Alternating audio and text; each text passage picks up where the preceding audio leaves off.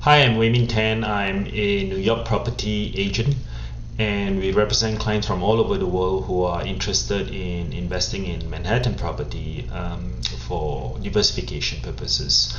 Here, I'm going to give you an overview of the sale market as of now, which is March 2021. These are just some examples of our clients' apartments. Manhattan property benefits and risks.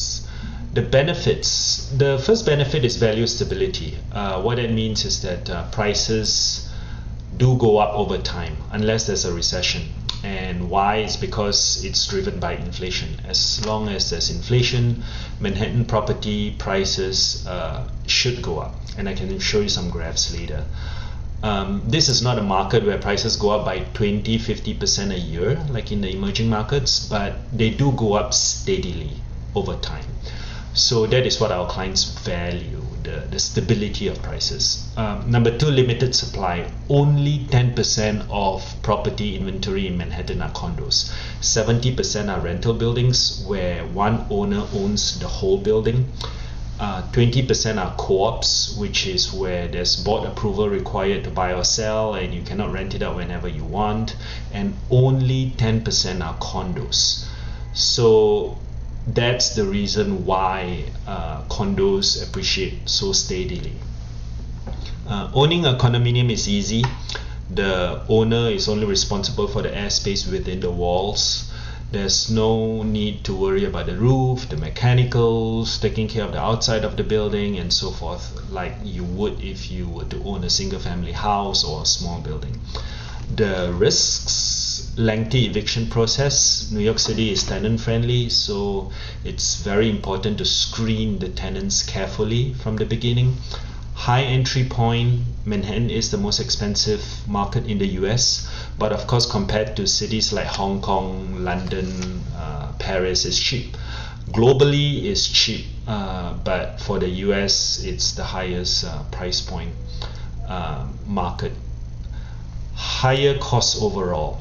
What that means is that repairs, painting and all that are just more expensive in Manhattan for reasons including a lot of paperwork, limited use of elevators, the contractors have to park their cars and that's expensive. So everything is just more expensive. It's not like if you own a house in one of the boroughs where you can just ask a contractor to drop by this afternoon. Here there needs to be paperwork submitted, approval processes and so forth. So let's move to this graph. This is the historical price trend for a Manhattan condo. In 1999 it was $480 per square foot, and it increased to $2,000 in 2020. That's the 2020 average. So the average appreciation, if you look at the trend, is 7.5% per year. Most of the years are good years. You see 1999 until 2008 going up steadily, and then the great financial crisis happened. Lehman collapsed, subprime crisis happened. It hit the rest of the country in around 2008, but it only hit Manhattan in 2009. So we had two downturn years, and then prices went up for the next 7 years or so, and from 2007 to 19 we had a weak market, and 2020 we had COVID, which prolonged that weak market. So anyway, this goes back to value stability. It goes up steadily unless there's a recession, and even during the recessions the prices don't go down by that much relative to a typical real estate market. This graph shows the transaction volume. In 2020 we had 3 months of lockdown where the real estate industry was totally shut. So the perforated lines show what the number may have been if we didn't have the lockdown. But 2020 we had 7,200 transactions, and in 2007 that was a peak of the market. We had 13,000 transactions. 2009 great financial crisis. That was why it was lower here, but that's just to show the historical transaction volume, which is a very strong reflection of the market. Listing discount by year. We often get asked by clients, how much can we negotiate off of the asking price? And generally in this market currently it's probably between 5 to 10%. But let's look at historical. Okay, 2020 with COVID, it was 7% off of the original ask price. That's the blue bar, the original ask, and the orange bar is the last ask. So what it means is that there's the original ask, and the seller may not get a buyer, then they decrease the price, and eventually there's a last ask price that resulted in a transaction. So that's what the orange bar refers to. But anyway, let's just compare to original ask. In 2020 it was 7%, and during the great financial crisis of 2009 it was 13%. So the discount was more back then versus now. But we had clients, or rather potential clients, wondering if they could get 30 to 40% off Manhattan property, and I told them no. And this was back during the lockdown, roughly around April to June, and my expectation back then was about a 10% discount, and sure enough it was a 10% discount. This is Manhattan 2020 versus 2011, comparing a condo versus a co-op. Again, a co-op is specific to New York City. The rest of the world you would have a condo. A co-op is where you require board approval to buy or sell, and you have limitations in terms of renting out. So a condo is definitely more expensive. You can see average price per square foot for a condo is $2,000, and it was a 65% increase compared to 2011. You see the other metrics trend the same. Average sales price 64% increase, median sale price 53% increase, versus a co-op the increases were lower. Why were they lower? It's because there are more restrictions. So a co-op is less expensive because the co-op buildings require board approval to buy or sell, and there's limitations in terms of renting out.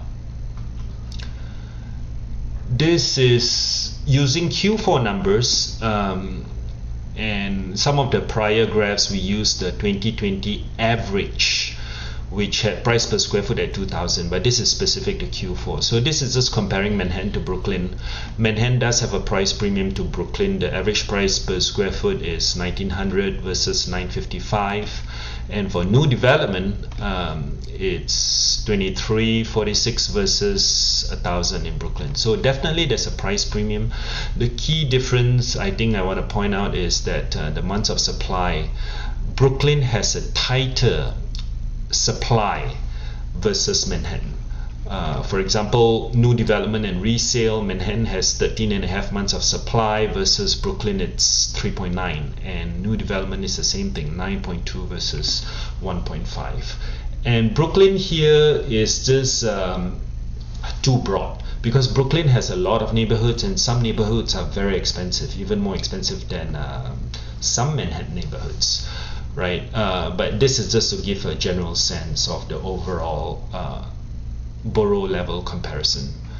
Manhattan condo prices Q4 2020, the key points are sales volume up versus Q3, because Q3 was the first quarter after reopening, and months of supply at 13.5 months, down from 20 months in Q3. So the supply was absorbed in Q4 relative to Q3, and that was my prediction also, as I mentioned in some of the articles. These parentheses show the variance relative to prior year, which is Q4 of 2019. So at a high level, Q4 of 2020 did better than Q3, but still didn't do as well as a year ago, which was Q4 of 2019. For example, average price per square foot is lower than a year ago, sale level is lower, and months of supply is higher. So it's still a weaker market compared to Q4 of 2019. Manhattan supply. Okay, the summary for the sale market is this: supply is very tight. The buyers are all coming back because of very low mortgage rates, and the buyers have decided, I guess as of November of last year, that they want back in, and they want to get in while there are still deals to be had. So this is the weekly trend, courtesy of Urban Dix, which is a data analysis firm, and you'll see that on a weekly basis, supply has been going down. Why is that? It's because the new contracts, the contract signed exceeded the number of new listings that come onto the market. So you have a net result of supply level decreasing. The sale market is very hot right now, very hot. Pending sales, this refers to units in contract waiting to close. The bottom was in July, and I tell all my clients that bottom was in July. The bottom is over. Number of deals in the pipeline waiting to close have been increasing every week, and this last one was the last week of February. Okay, so pending sales have been increasing every week, and this is a graph that tells you the state of the sale market. And this one shows negative net inventory change because contracts signed exceed new listings, right? This is the net effect on supply. This was COVID shutdown, the red circle, and then COVID reopening, and the past 2 months is here. We have negative inventory change. Okay, number of contracts signed exceed the number of new listings. So when a contract is signed, it's taken off of the supply, right? And when a new listing comes out, it's added to the supply. But anyway, we are at negative right now. During the boom years, roughly from 2010 until 2016, negative net inventory also. It means that supply kept decreasing, so it was a seller's market. This was 2009, great financial crisis, and then you see the market change, and then there's some ups and downs here, and you see the market change as well. So now we are very negative, which means that the sale market is hot, is getting better for sellers, and it's less negotiable for buyers. This is the market pulse. It tells you whether it's a buyer's market, neutral market, or seller's market. The bottom, most buyer's market, as in the lowest, was in July, the bottom of the market, and it's been increasing. Market pulse has been changing from a buyer's market to neutral, right? And that's it. That's the Manhattan sale market. The market is hot. Buyers are coming in because of very low mortgage rates and not wanting to miss out on the pandemic deals. And we have changed from a buyer's market to a neutral market. And that's just me. I focus on Manhattan condos. I used to work at Citigroup after grad school. That's where I went for grad school, U of Illinois. And I've been in Manhattan since 1999, actually longer than I have lived in Malaysia, which is where I'm originally from. So I'm in Tribeca with my wife and 2 kids. And this is just an aside, 352 burpees in 23 minutes. That was very painful. And I do Muay Thai kickboxing. Thank you for your time.